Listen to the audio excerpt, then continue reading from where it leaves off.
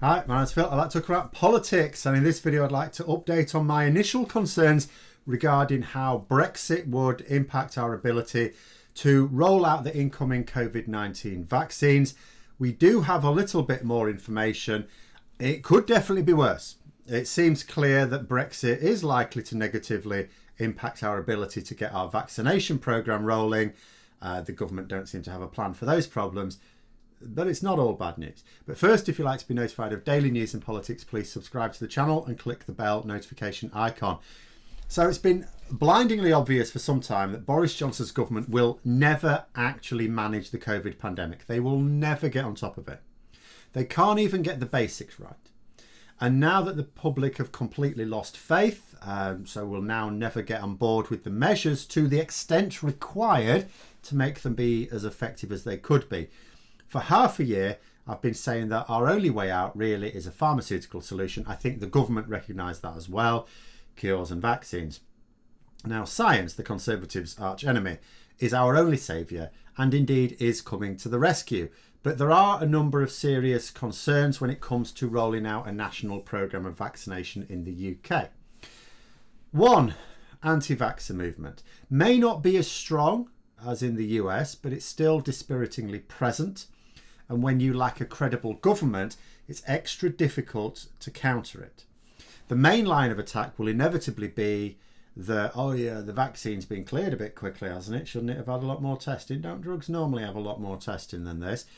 And for those unfamiliar with the process of clearing a pharmaceutical for use or of risk assessment, it may look like corners have been cut and risks are being taken, which is not really the case. If it were, we'd have public health experts showing alarm, just like happened in America when Trump was trying to get a vaccine out there before its time. The problem is it's hard to get this across to even reasonable people who are not familiar with the process. Secondly, antibodies don't last in our systems for all that long with COVID-19. So we're likely to need regular vaccinations. I think twice a year is what's being discussed, which means that's a lot of extra load on the NHS in order to manage this long term, particularly when you consider they're going to have to be doing this during the normal winter pressures and they've not been given any extra money to do this. Three, we have someone wholly unqualified running our vaccination programs. Now, the people making the executive decisions on this, Kate Bingham, for example, knew she was unqualified when she was appointed and said so. Let's say for anyone thinking that our vaccine programme could go better than our test and trace programme, who also appointed someone wholly unsuitable, who knew nothing about public health. I would have to ask this, what gives you that confidence? At the moment, you can imagine that the vaccine will work all right. I know they've messed everything else up, but the vaccine, that'll work, that'll be fine. Why? Just because it hasn't happened yet, just because it hasn't been cocked up yet? You can argue that the team is completely untested and maybe they'll pull through. That their time is coming. But I would say they've already dropped the ball because there are currently 3 vaccines about to be used. So there's the Oxford-based one, which is fine. That was the one we were pinning our hopes on essentially anyway. The European-based one from Pfizer that has Brexit implications that I'll get onto. And the US-based one, Moderna. Now, it's the last one where I thought they dropped the ball because here how the news came out. This is how I saw it. Vaccine tested well. Then people asked the UK government, so how come we haven't bought any? There's this vaccine's doing well. Why haven't we got any? And then the government said, they're not selling it to people outside the US. We couldn't. Then the reporter said, but the EU has bought 160 million doses. Embarrassing. So then we bought some, not very many, a few million, as a proportion of our population, way less than the EU bought. But we got some and pretty quickly, again, showing that actually we could have got these things and we didn't. Now, here's my question. What made our team think we couldn't buy any when even reporters knew that we could? Do we still think having random business people in charge of our vaccine programme was a good move? I can understand some of the skills brought over by good business CEOs, which we didn't get, but you also need public health experts in there as well. And then the fourth major challenge is obviously Brexit. This is it. We have bought 40 million doses of the Pfizer vaccine, which is enough for 20 million people because you need two 2 doses as part of the treatment over a 6-week period.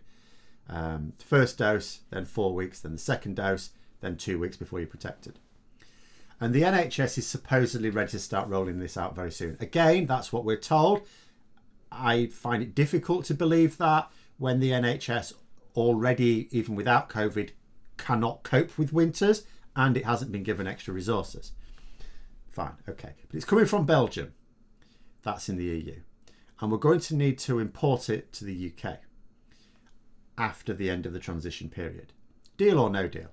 Again, for all Matt Hancock saying the NHS is going to be ready, that doesn't mean the vaccine is going to be ready next month. And even if some of it starts to make its way across, we're still going to need to be importing it after that point.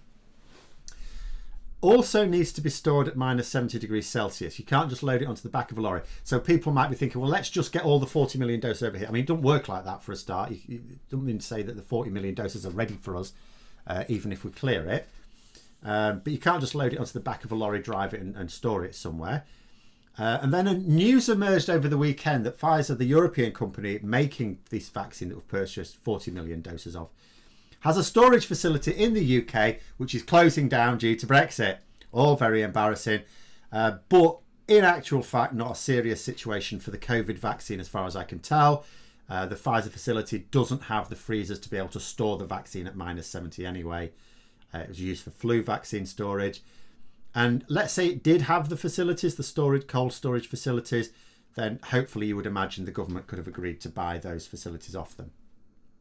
So although the headline of the story looks pretty damaging, I'm passing that one by. That to me doesn't seem to be of real consequence at the moment. It's another, loss of jobs because people works there in the UK that won't be now. So it's more Brexit costing people their jobs. But in terms of the COVID vaccine, doesn't actually seem to be implicated at all.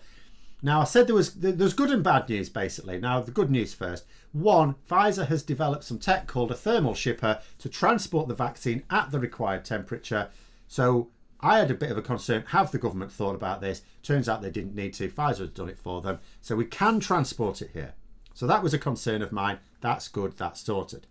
Secondly, the government were asked about our cold storage facilities. Now, I was worried about this as well. I happen to know we have a problem with cold storage in this country. Not really having enough. So the government have said that they have 58 ultra-low temperature freezers which are adequate to store it. That's good.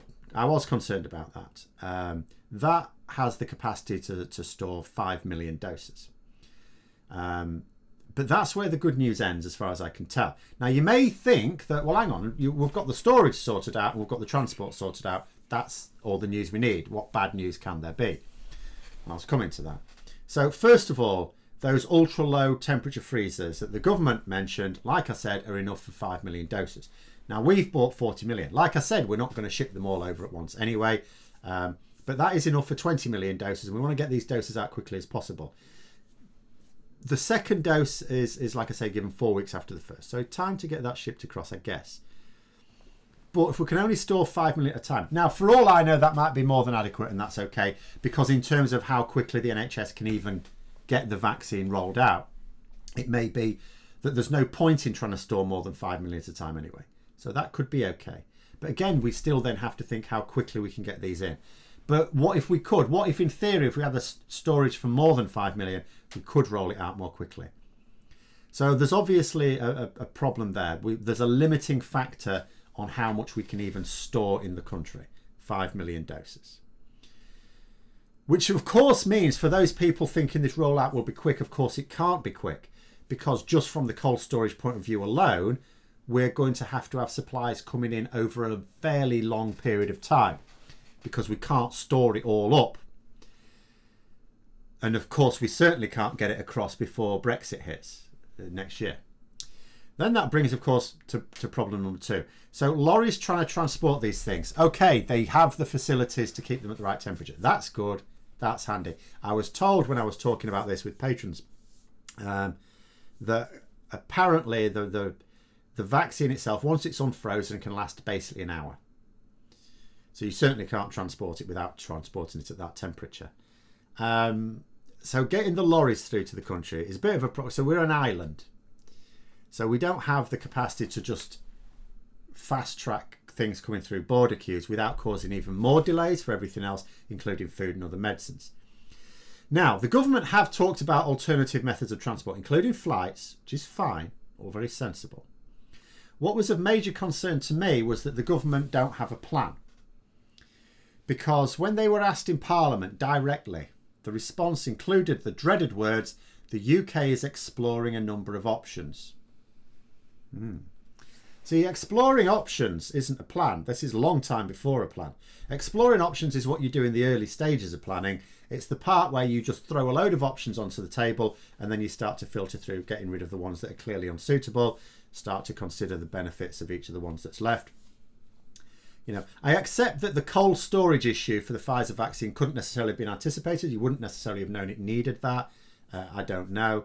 But we did know a very long time ago that we were going to need to import vaccines in 2021. We knew that as far back as March, once we realised that we're going to need a vaccine for this, we knew that we were going to likely to need, we weren't likely to get all that vaccine homegrown. It was likely to need importing from somewhere, could have been from the EU. We should have thought about this a long time ago. So I would argue if we knew this back in March, or we knew it was very likely back in March, and we still are at the planning stage of exploring options, why are we not more advanced than this? Like back in April, the government was even potentially talking about having a vaccine in time for September. We'd have been a bit buggered if that had have happened, because we're not even close to a plan at the end of November. In fact, the only plan the government seemed to have regarding any vaccine was for the Oxford vaccine, stamping union flags on the vials, because apparently that's the way to win back Scotland. You know, that's what you do. You wave a flag at them. Oh, that knocks them bandy. You just wave the union flag at them. The natives love it. They love it. Right. And we're going to face a 2021 where people are, I mean, they're going to be sick of changes to the lifestyle they already are. We already can't take another economic hit like we've taken this year. They're going to be buoyed by the fact that a major part of the solution, a vaccine, is here. But frustrated if we are not able to roll it out in what the public consider a timely manner across the country. Quite frankly, I have no faith that we'll even be able to roll it out in what public health experts could consider a timely manner, because it may well be that general members of the public, you know, might expect it to happen more quickly than it does. Of course, we could hope that the vaccine programme runs smoothly, that Brexit doesn't get in the way, even though we're importing quite a lot of doses, and that everything looks up in 2021. But that would be to ignore the government's record on absolutely everything and to ignore the realities of Brexit, even if we have a deal. But those are my thoughts. Let me know yours in the comments below. I hope you found the video interesting. If you did, don't forget to click the like button. If you'd like to support the channel further, please also click the Patreon link for details. And until next time, I'll see you later.